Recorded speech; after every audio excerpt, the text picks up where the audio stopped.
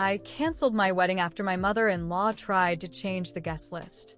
I'm a 29-year-old woman, and I've been with my Emil for 3 years. We got engaged 9 months ago. It was the perfect moment, just the two of us, at a quiet little spot where we had our first date. After that, we started planning a wedding that would match that vibe, small, personal, around 50 guests, close friends, and family. We didn't want anything flashy, just something that felt like us. Emil is pretty close to his parents, and they've always been a big part of his life. His mom, especially, has a strong personality, always getting involved in every family decision.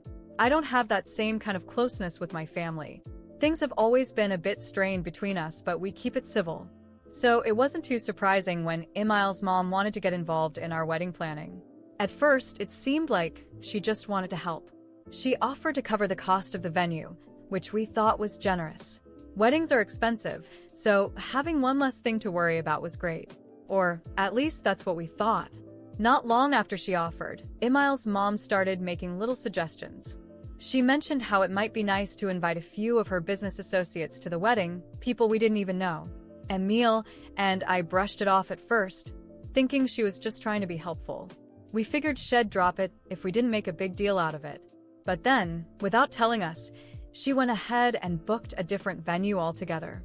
And not just any venue, a much fancier place than what we'd originally chosen. Our plan was for something cozy and laid back, but this new venue was all about grand halls, chandeliers, and marble floors. She told us she thought our first choice was too modest for such a special occasion. I felt like our plans were getting hijacked, but Emil just kept saying, "It's just how she is. She means well."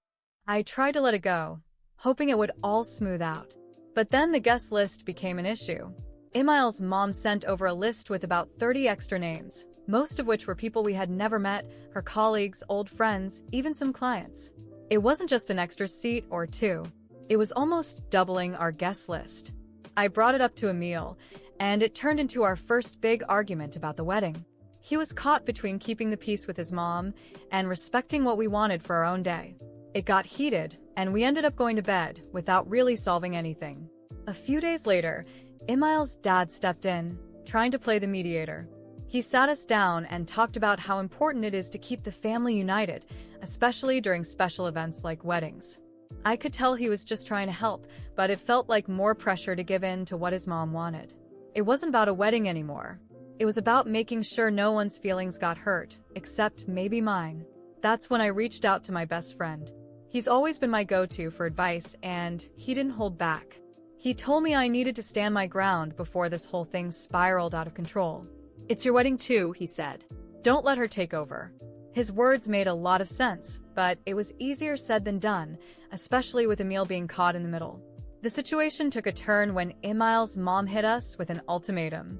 She said that if we didn't include the people on her list, she wouldn't pay for the venue. It felt like a power play, and I was over it. I told Emil we should just forget about the money and go back to our original plan, the simple, intimate wedding we both wanted. Emil didn't know what to say. He was torn between supporting me and not wanting to disappoint his mom. It was like he was stuck between two worlds, and I could see the strain it was putting on him. The stress was starting to get to me. I didn't know how to deal with all of it, so I decided to post about our situation on Reddit. I figured if I laid it all out there, maybe people could give me some perspective or at least tell me I wasn't being completely unreasonable. I didn't expect it to get much attention, but I just needed to vent. That's pretty much where things are right now. We're still trying to figure out what to do, and I'm hoping Emil can see why this is such a big deal for me, but honestly, I'm feeling pretty stuck. It's like every time I think we're getting closer to a solution, something else gets in the way. And with a wedding date creeping closer, I know we can't keep putting this off. After I posted our situation on Reddit, it blew up way more than I expected. People from all over weighed in, offering their opinions and advice. Most of them sided with me, saying I wasn't being unreasonable for wanting to keep our wedding how we originally planned. They told me to hold my ground, not to let anyone take control of our big day. It felt like the internet had my back, even if real life felt a lot messier. But things got more complicated when my post found its way back to Emil's mom. I'm not sure how it happened, but I suspect one of her friends or a relative saw it and connected the dots. After the Reddit post reached Emil's mother, everything fell apart quickly. The phone call came late at night, and his voice was heavy with exhaustion. "She's furious," he said. His mother had read every word, and the situation exploded within the family. She felt humiliated, as if her generosity and intentions had been unfairly exposed. But what hurt her the most was that Emil hadn't fully taken her side, leaving her even more resentful and making him feel like he'd failed as a son. The atmosphere between us became suffocating. Emil was torn, growing more distant, trying to balance his mother's expectations with ours.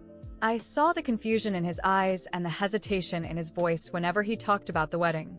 He was trying to please everyone, but in the process, he was losing himself, and inevitably losing me too. As much as I tried to stay calm, the situation was draining me. What should have been a special moment had turned into a silent war of wills. Then, one Saturday morning, Emil's mother showed up at our place without warning. Impeccably dressed, with a rigid posture, she walked in as if she owned the place. She sat on the couch and immediately began talking about how disappointed she was with everything. She didn't hold back, criticizing me for making a family matter public. Each word felt like a stab, and Emil sat silently beside her, as if he weren't even there.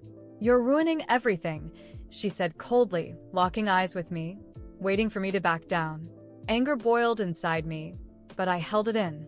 I wanted to scream that this wedding was supposed to be about me and Emil, not about her. But instead, I stayed quiet, looking at Emil, silently begging him to stand up for me. He just lowered his head, unable to choose a side. In that moment, I knew something had irreversibly changed. I was on my own in this fight.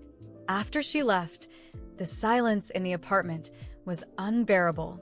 I asked Emil directly if he really wanted to marry me or if he was just going along with it out of inertia. He couldn't answer. He just stood there looking lost. That was the final blow. I got up, went to the bedroom, and started packing my things. I couldn't stay in this situation any longer, fighting a battle I shouldn't have to fight. As I packed, Emil finally tried to say something. "Please don't do this. We'll figure it out." But his voice was weak, as if even he didn't believe what he was saying. I paused for a moment, looking at him, and saw a man trapped between pleasing his mother and living his own life. But he didn't move. He didn't do anything to stop me from leaving, and that was all the confirmation I needed. I zipped up my bag, grabbed my keys, and walked out without saying another word. The sound of the door closing was both a relief and a heartbreak. I knew that from this moment on, there was no turning back. I called my best friend and told him what had happened. He listened quietly and then, with all the calm in the world, said, "You did the right thing. No one deserves to start their life like that." In the following days, I received a few messages from Emil trying to talk, but I had already reached my breaking point. I deleted every message without replying. It didn't take long before I heard that his mother was spreading the story to the family, painting me as ungrateful and irresponsible for walking away from the wedding. But I didn't care. For the first time in months, I felt free. I started focusing on myself again. I picked up old hobbies, spent more time with friends, and slowly began to find myself. It wasn't easy, but it was liberating. Emil and I never spoke again. I heard from mutual friends that he eventually grew even more distant from his mother after I left, but by then it no longer mattered. My story with him was over. What was supposed to be the start of a new life together became the opportunity for me to rediscover myself.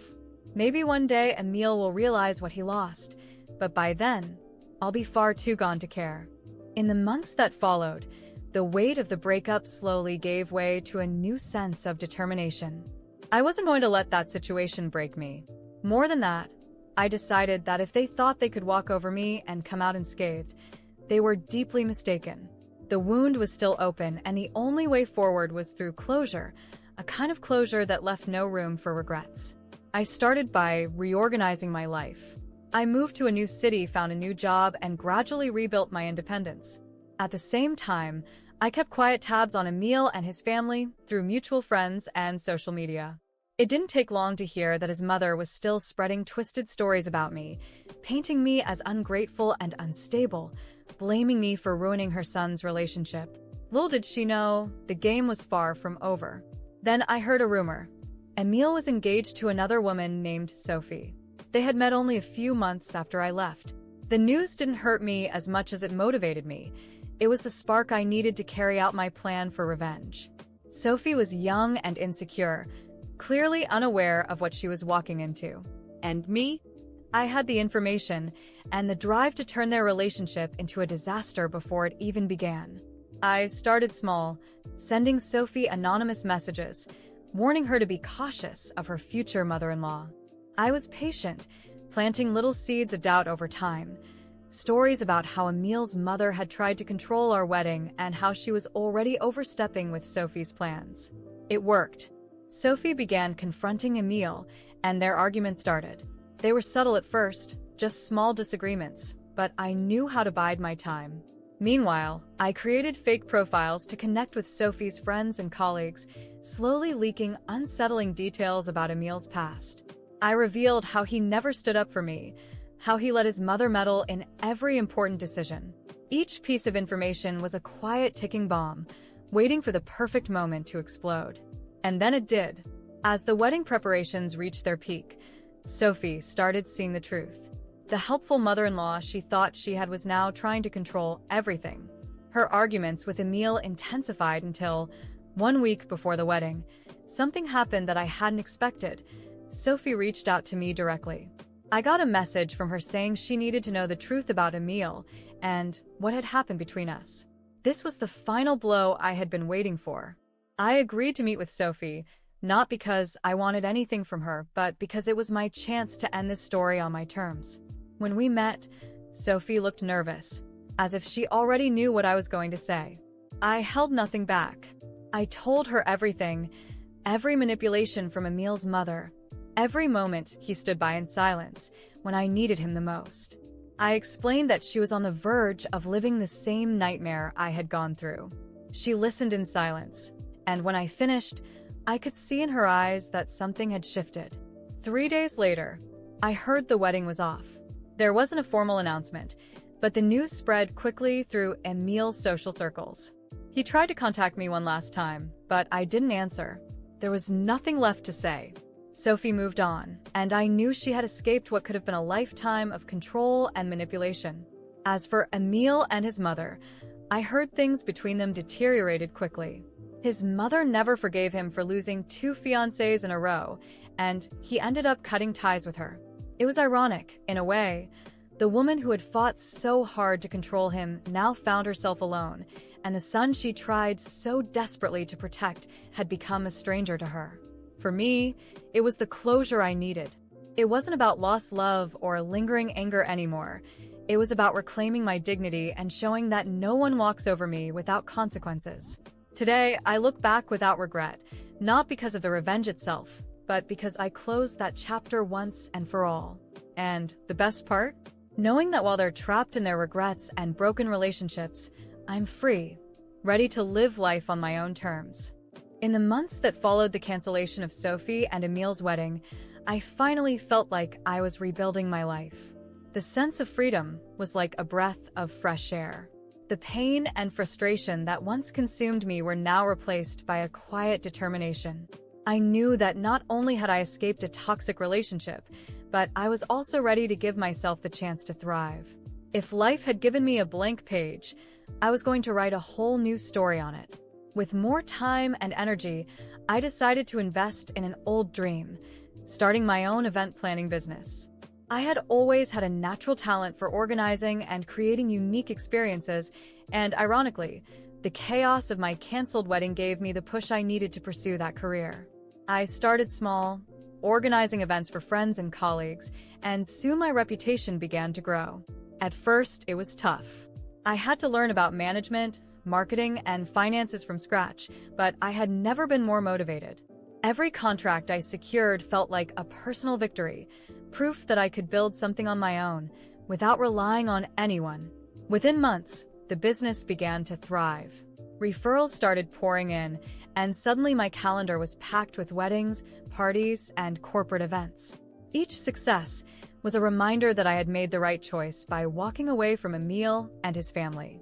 Meanwhile, I heard from mutual friends that things weren't going well for Emil and his mother. Their relationship had never recovered. Sophie had moved on, and from what I gathered, she was much better off without him. His mother, once a powerful and controlling figure, was now increasingly isolated. It seemed that all the control she tried to exert over her son's life had only succeeded in driving him further away. Then, something unexpected happened. One of my clients turned out to be a friend of Sophie's. During a meeting to discuss her event, I casually mentioned that I knew Emil. Her reaction was one of surprise, but instead of awkwardness, she smiled and said, "You dodged a bullet." And so did I. We laughed together, and in that moment, I felt a deep sense of peace, as if all the pain and frustration from the past were finally behind me. Over time, my business grew so much that I started hiring staff. What began as a small personal project evolved into a thriving franchise. I opened offices in multiple cities, and my name became a go-to in the event planning industry. I was living a life I never imagined, with financial independence and a strong network of friends and colleagues who genuinely supported me. Then one day, I received an unexpected email. It was from Emil. He apologized for everything and asked to meet and talk. I deleted the email without responding. There was nothing left to say. I had moved on, and the life I built was proof that I didn't need any explanation or apology from him. As the years went by, I started giving talks on overcoming adversity and entrepreneurship. People loved hearing how a tough situation could become the starting point for something incredible. I didn't hide my past. Instead, I turned it into a powerful lesson about the importance of prioritizing yourself and never settling for less than you deserve. Today, when I look back, I see that everything happened exactly as it should have. Not only did I escape a life that would have suffocated me, but I also built something extraordinary from the wreckage. Emil and his mother? They became nothing more than a footnote in the story of my life. While they were stuck in a cycle of regrets and poor choices, I was living fully, following my dreams and setting my own rules. And the best part? Knowing that every one of my achievements is proof that the best revenge is success.